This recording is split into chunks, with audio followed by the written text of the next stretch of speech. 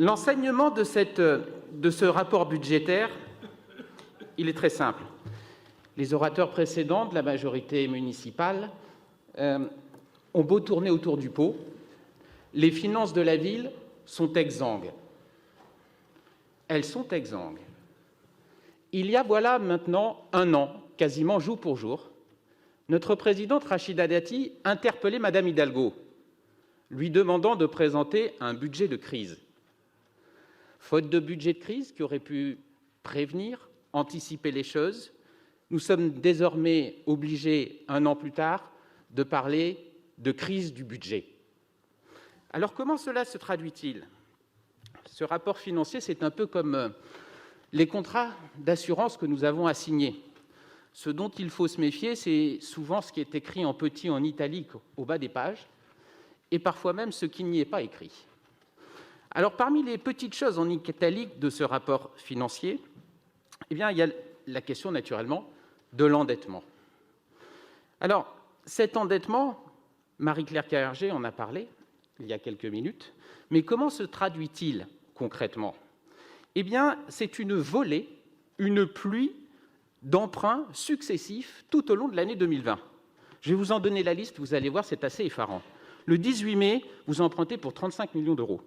Le 28 mai, vous en faites deux d'un coup, 35 millions d'euros et 180 millions d'euros. Puis le 4 août, car il n'y a pas de trêve estivale quand on est adjoint aux finances de la ville de Paris, le 4 août, c'est 100 millions d'euros supplémentaires. Le 13 août, 50 millions d'euros et à nouveau 50 millions d'euros.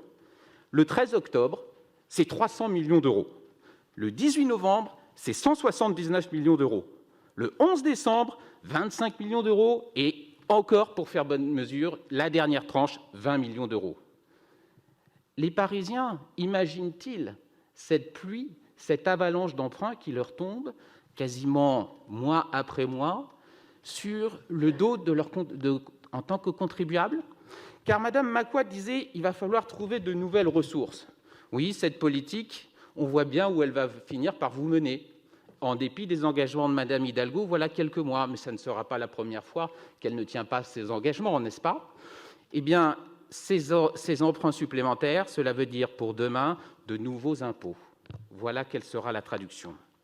Il y a une autre chose qui n'a pas été délibérée et pas même évoquée pendant la campagne de Mme Hidalgo, mais qu'on voit pointer au détour de ces petites notes en italique du rapport budgétaire que vous nous présentez aujourd'hui. C'est la grande braderie immobilière. Alors, si j'étais Daniel Simonet, je vous dirais « Oyez, oyez, braves Parisiens, nous allons tout vendre cet après-midi et à prix modique ». Mais je ferai plus sobrement l'énumération de quelques cessions immobilières auxquelles vous vous êtes adonnés au cours de l'exercice. Les Parisiens n'en sont pas conscients, mais il faut leur dire cet après-midi. Cité Jardin des Grésillons à Asnières, 62 millions d'euros, une paille. Des terrains Porte de Montreuil, 33 millions d'euros. Vous avez les poches larges. Un terrain dans le 13e arrondissement, ZAC Paris-Gauche, quasiment 13 millions d'euros supplémentaires. Un immeuble dans le 14e rue de l'Ouest, 6,4 millions d'euros. Un immeuble dans le 18e, 4,4 millions d'euros. Je pourrais continuer. Au total, le produit des cessions d'actifs au cours de l'exercice qui vient de s'achever s'élève à 183 millions d'euros. C'est-à-dire, bon an, mal an, ce que vous prétendez avoir mis dans le plan Covid-19. C'est assez intéressant de faire cette comparaison parce qu'en réalité, ce qui est en train de se produire, c'est que vous vendez les bijoux de famille. J'étais déjà intervenu, voilà 2 mois, sur la chartreuse du Glandier, du côté de Pessac en Corrèze, notamment du fait d'un rapport d'analyse des offres particulièrement indigent. J'avais eu l'occasion d'en échanger avec le premier adjoint à ce moment-là. Mais le mouvement infernal continue.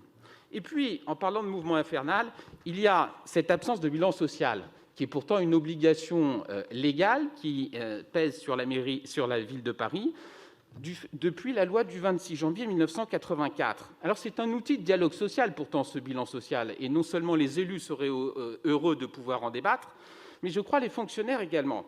Mais c'est vrai que les fonctionnaires, si jamais vous pouviez vous en soucier un petit peu, ça serait pas mal. Ça fait depuis 2 ans qu'on attendait cette application de la loi de transformation de la fonction publique. Depuis le mois d'août 2019, vous n'avez bougé que voilà le début de l'année 2021. Pas du tout, en 2020 naturellement. Et encore, quand il reçoit l'intersyndicale, M. Guillou réussit à arriver avec 20 minutes de retard. Ce qui est quand même, vous le reconnaîtrez, particulièrement fâcheux et qui ne marque pas une grande reconnaissance à l'égard des agents de la ville de Paris. Mais vous pouvez hocher de la tête et contester, mais enfin, malgré tout, des tracts sont distribués et largement validés par les faits. Et malheureusement, l'intersyndicale nous apprend que vous n'étiez pas à l'heure de ce rendez-vous, pourtant important, d'autant plus quand on connaît les tensions sociales et le climat particulièrement dégradé depuis plusieurs mois. D'ailleurs, n'importe quel Parisien peut descendre dans la rue en constatant la grève des éboueurs, et malheureusement, c'est également de votre responsabilité. Donc ce bilan social, quelque part, son absence n'est pas totalement inattendue, parce qu'elle traduit une certaine légèreté et la distanciation avec laquelle vous appréhendez la question de la gestion des ressources humaines de la ville. Alors, je terminerai par un dernier point, c'est cette disparition également de la notion d'évaluation. J'ai été conseiller de Paris de 2008 à 2014 et nous avions des indicateurs de performance. Il existait des contrats de performance passés avec les directions. Ils avaient au moins le mérite d'exister et cela permettait de savoir, par exemple, si l'argent du contribuable était bien utilisé.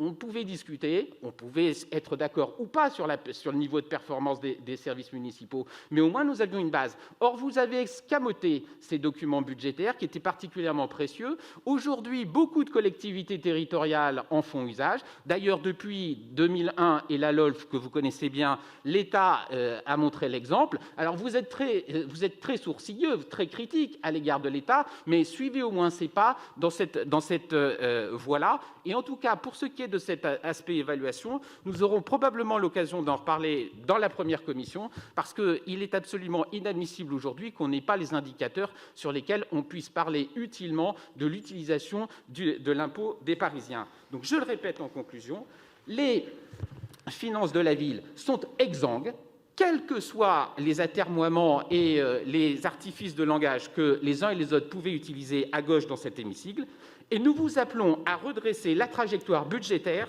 dans l'exécution de l'exercice 2021.